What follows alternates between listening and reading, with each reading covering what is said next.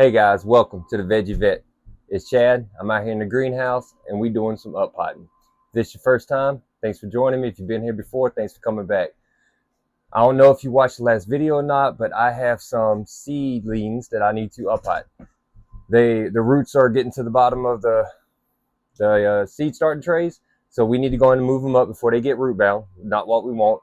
And the tomatoes that my daughter planted in the last video, they're doing great. I'll show you those real quick. And my winter squash that I planted, that's what we're up pot today, are doing great too. So real quick, let me show you what we got going on.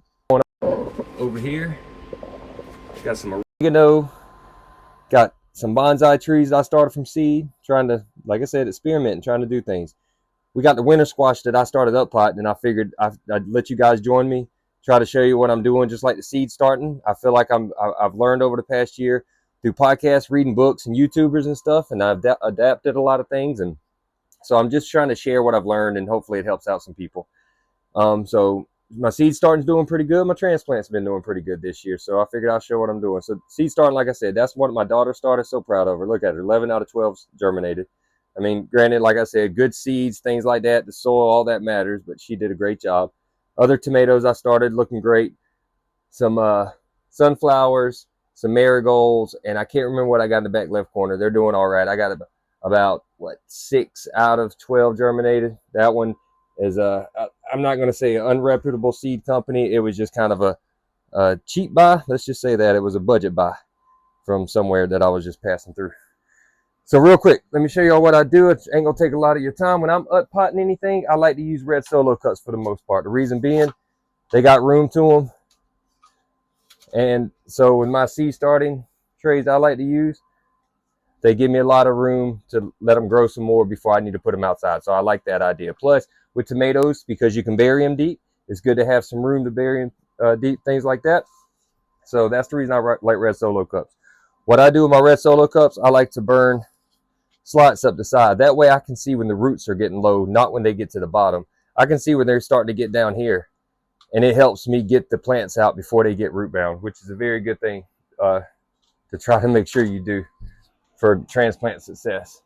So like I said, all I do is take my wood burner, and let me see if I can grab a cup. And I already done most of these, but I just take it, and now I don't push down. You just let it sit there. Don't push. Take your time. The warmth to do the trick. The heat, I should say. Not warmth. I guarantee it's not warm if you touch it. It's hot. And that's all I do. I just go up. I like to go up to that first line. It's not, all this is not a necessity. You don't have to do it. These are just things that I've started doing over the past year, just listening to people. Like I said, reading books and trying to understand plants and things, and it's worked out pretty well. So that's all I'm doing, is just sharing. So after I do that, I go ahead, get me some good soil in it, good organic soil. I don't have a preference, just like my seed starting mix, just good potting soil, organic is good. This is not potting soil. This is also the seed starting mix I had. I didn't have any potting soil, but these need to get up potted. So all I did was add some worm castings to it.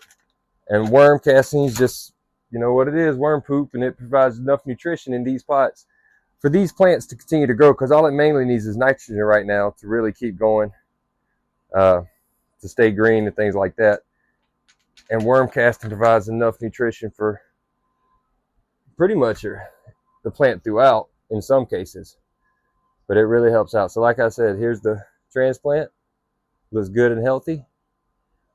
The roots aren't root bound, they're just starting. So I just set it down in there.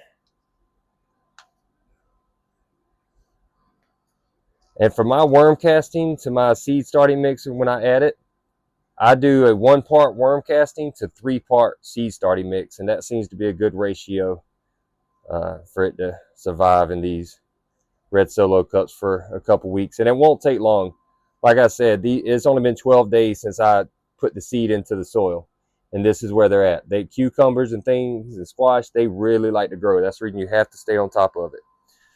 But if you stay on top of it, there's nothing wrong with growing them inside or from seedlings.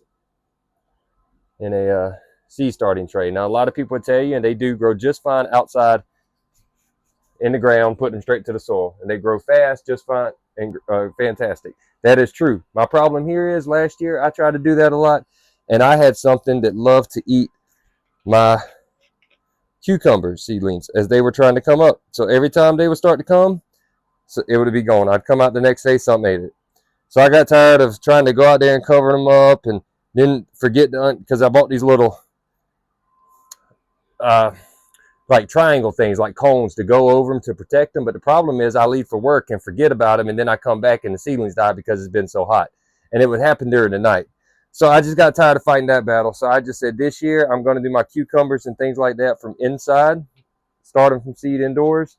And it's worked out well for me. So you can do it. Like I said, you just definitely don't want to let these get root bound if you can help it.